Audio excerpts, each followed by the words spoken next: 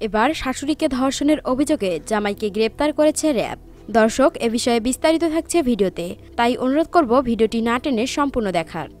নওগাঁয় শাশুড়িকে ধর্ষণের অভিযোগের মামলায় জামাই ফরাদকে গ্রেপ্তার করেছে র‍্যাব। বুধবার ৫ অক্টোবর ভোরে ঢাকার তুরাগ থানার চান্ডালভোগ জামে মসজিদের সামনে থেকে তাকে গ্রেপ্তার করা হয়।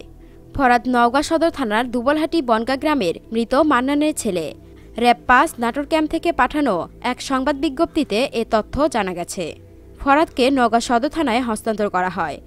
সংবাদ বিজ্ঞপ্তিতে বলা হয়, ১১ বছরের নাতি মারা গেলে মেয়েকে দেখতে জামাই ফরাদের বাড়িতে যান ভুক্তভোগী শাশুড়ি। গত ২১ সেপ্টেম্বর খাওয়া শেষে রাত ১০টার দিকে পাশের রুমে শাশুড়ি ঘুমিয়ে পড়েন।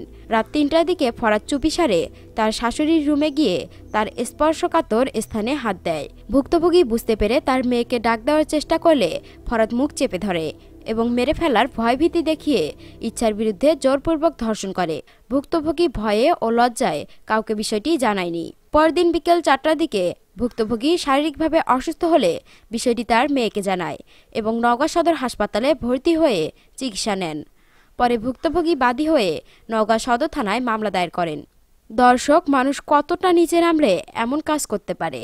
মা সমতুল্য শাশুড়ির সাথে এমন কাজ করেছে জামাই। এই কুলাঙ্গা জামাইয়ের কি শাস্তি হওয়া উচিত? জানতে চাই আপনাদের মূল্যবান মতামত। এখনকার মতো এখানেই শেষ। পরবর্তী আপডেট নিউজ পেতে আমাদের এই চ্যানেলটিকে সাবস্ক্রাইব করে রাখুন। ধন্যবাদ।